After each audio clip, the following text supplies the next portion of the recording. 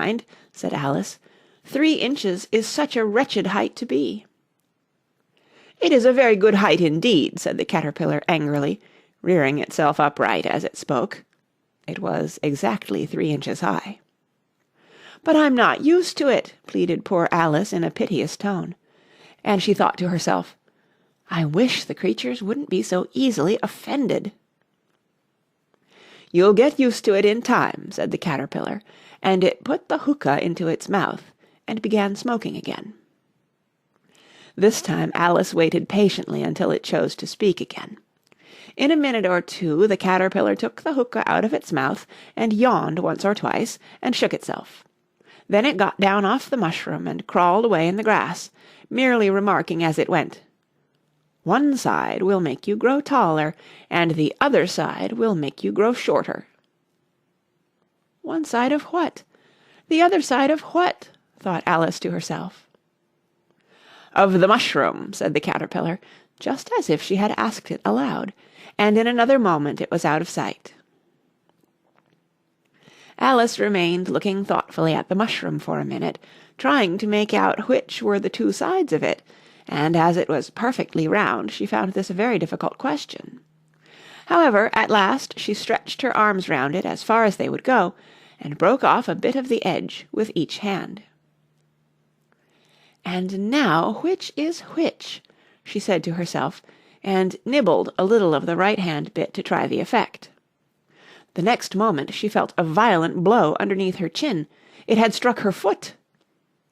She was a good deal frightened by this very sudden change, but she felt that there was no time to be lost, as she was shrinking rapidly, so she set to work at once to eat some of the other bit.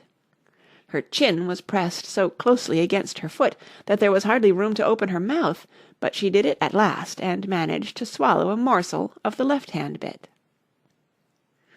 "Come, my head's free at last," said Alice in a tone of delight, which changed into alarm in another moment, when she found that her shoulders were nowhere to be found.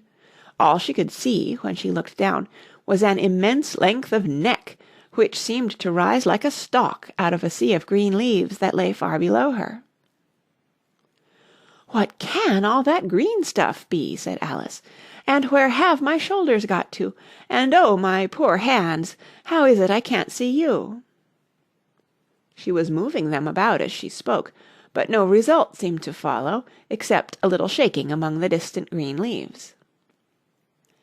As there seemed to be no chance of getting her hands up to her head, she tried to get her head down to them, and was delighted to find that her neck would bend about easily in any direction like a serpent. She had just succeeded in curving it down into a graceful zigzag, and was going to dive in among the leaves, which she found to be nothing but the tops of the trees under which she had been wandering, when a sharp hiss made her draw back in a hurry. A large pigeon had flown into her face, and was beating her violently with its wings. "Serpent!" screamed the pigeon. "I'm not a serpent," said Alice indignantly. "Let me alone." "Serpent, I say again," repeated the pigeon, but in a more subdued tone, and added with a kind of sob, "I've tried every way, and nothing seems to suit them." "I haven't the least idea what you're talking about," said Alice. "I've tried the roots of trees, and I've tried banks, and I've tried hedges," the pigeon went on, without attending to her. "But those serpents, there's no pleasing them." Alice was more and more puzzled, but she thought there was no use in saying anything more till the pigeon had finished. "As if it wasn't trouble enough hatching the eggs," said the pigeon, "but I must be on the lookout for serpents night and day. Why, I haven't had a wink of sleep these 3 weeks." "I'm very sorry you've been annoyed," said Alice, who was beginning to see its meaning. "And just as I'd taken the highest tree in the wood," continued the pigeon, raising its voice to a shriek, "and just as I was thinking I should be free of them at last, they must needs come wriggling down from the sky. Ugh! Serpent!" "But I'm not a serpent, I tell you," said Alice. I'm a... "Well, what are you?" said the pigeon. "I can see you're trying to invent something." "I'm a little girl," said Alice, rather doubtfully, as she remembered the number of changes she had gone through that day. "A likely story indeed," said the pigeon in a tone of the deepest contempt. "I've seen a good many little girls in my time, but never one with such a neck as that. No, no, you're a serpent, and there's no use denying it. I suppose you'll be telling me next that you never tasted an egg." "I have tasted eggs, certainly," said Alice, who was a very truthful child, "but little girls eat eggs quite as much as serpents do, you know." "I don't believe it," said the pigeon, "but if they do, why then they're a kind of serpent. That's all I can say."